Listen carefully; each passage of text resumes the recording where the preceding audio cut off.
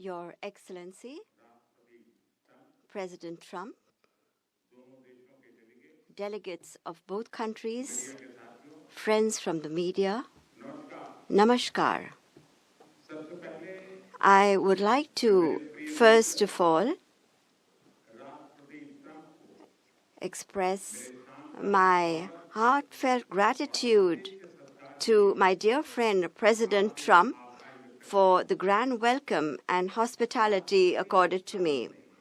President Trump's leadership has been instrumental in nurturing India-US ties and making them vibrant.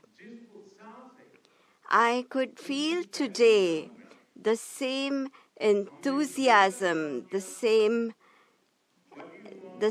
enthusiasm, the same energy, the same commitment that we had worked with during our first term. Our discussions today highlighted our pride in our accomplishments during his first term, the deep mutual trust that we share, and also the resolve to attain new goals.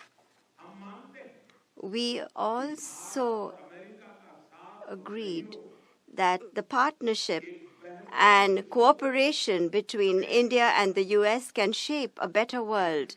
Friends, the people of America are aware of President Trump's motto, "Make America Great Again," or MAGA. The people of America are well aware of it. The people of India, too,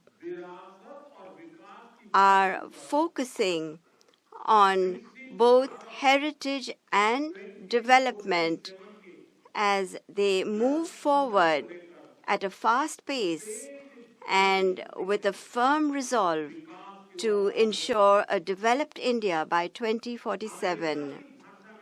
If I were to say this, borrowing an expression from America, our vision for a developed India is to make India great again, or MEGA. When America and India work together, that is, when it's MAGA plus MEGA, it becomes MEGA, a mega partnership for prosperity. And it is this mega spirit that gives new scale and scope to our objectives. Friends, today we have also set ourselves the target of more than doubling our bilateral trade to attain $500 billion by 2030. Our teams will work on concluding very soon a mutually beneficial trade agreement in order to ensure India's energy security. We will focus on trade in oil and gas. Investment in energy infrastructure will also increase. In the area of nuclear energy, we also discussed increasing cooperation on small modular reactors. Friends, America plays an important role in India's defense preparedness. As strategic and trusted partners, we are moving forward actively towards joint development, joint production, and transfer of technology. Okay. Sir, are you willing to make any concessions, sir? Any concessions? Go ahead, please. Ask to the A Prime question Minister, for the please. Prime Minister, please. Ask to the Prime Minister, please. Yes. Sorry. Yoshita Singh with Press Trust of India. Prime Minister, thank you, Mr. President. Prime Minister, the US is giving a lot of push to curb illegal immigration, and India has been cooperating on this issue. How does India see this issue in the larger context? Thank you. I don't think this is a question that is about India only, but even globally you can talk about this issue. And we are of the opinion that anybody who enters another country illegally, they have absolutely no right to be in that country.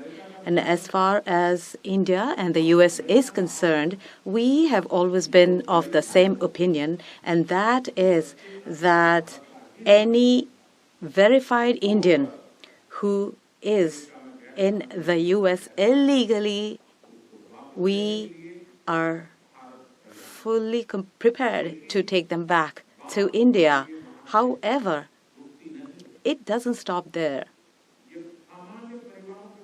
These are children of very ordinary families, and they are lured by big dreams and big promises. A lot of them are brought in without them knowing about why they're going to a country. And in fact, they are connected with a human trafficking system, and we have to make sure that we fight against this system. As far as the US and India is concerned, I think what we should do is make efforts to make sure that we uproot these from within the system so that we can reduce or remove human trafficking. And basically, the young, vulnerable, poor people of India are fooled into coming over as illegal immigrants. And our bigger fight actually is against this ecosystem or this system that encourages such gangs to thrive. And I can tell you that India will completely support your endeavor in achieving this. Yes, thank you, Mr. President. The question for Prime Minister Modi first, if I may. I wanted to ask you: did you discuss any possible business deals with Elon Musk during your meetings today, Mr. Prime Minister? And Mr. President, I wanted to ask you: today you spoke about hoping to have three-way talks with President Xi and President Putin. What would you say to European leaders and other allies who may be concerned that you're apparently more keen to speak to America's adversaries than to its allies? Thank you. Well, maybe I'll just go in first on this one. We had some talks, and we told the European Union, we told the NATO people, largely they overlap, you have to pay more money because it's unfair what we're doing. We're doing a tremendous amount more. We're probably $200 billion more going into Ukraine, using for Ukraine to fight. And Europe has not really carried its weight in terms of the money. It's not equitable. And we want to see a counterbalance. We want to have them put up more money. They have to do that. At the same time, we had a very good conversation with President Putin yesterday, and we also had a very good conversation. I did, in both cases, with President Zelensky. And I think we're going to be able to do something. I think we're going to be able to make a deal. And I hope so, because it's a horrible war. It's a very terrible, bloody war with 1.5 million soldiers at least already dead on the battlefield, lying all over the fields like nobody's ever seen anything like it, certainly since the Second World War. And so I think we're going to be able to do something. We're working with President Zelensky and with President Putin. And my impression is that I know that President Zelensky wants to make a deal. And I also feel that I know that President Putin wants to make a deal. I wanted to know that before I began any detailed discussions. But the meeting and the conversation, also the meeting with Steve Witkoff in Moscow, was a very successful one. And my phone call with him was a very successful one. Please.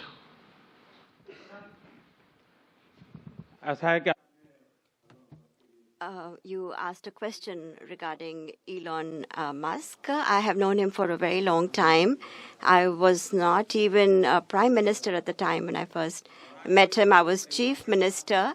And today he came to meet me along with all his family, with his children. And so we had a nice discussion.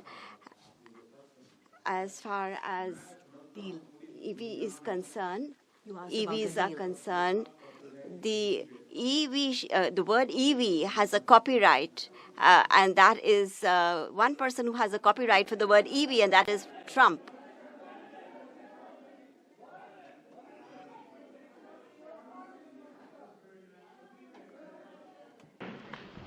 Thank you, Mr. President. Can I ask whether you discussed at all today the case of Gautam Adani, who's one of the wealthiest men in Asia and perceived as an ally of Prime Minister Modi? Prime Minister Modi, have you asked the President to take action on that case? Thank you. Firstly, India is a democratic country, and our culture and our thought philosophy is Vasudhaiva Kutumbakam, which basically means that the entire world is a family. Every Indian is my own family member. And when it comes to such personal matters, leaders of two countries will not get together on that topic and discuss anything on an individual matter.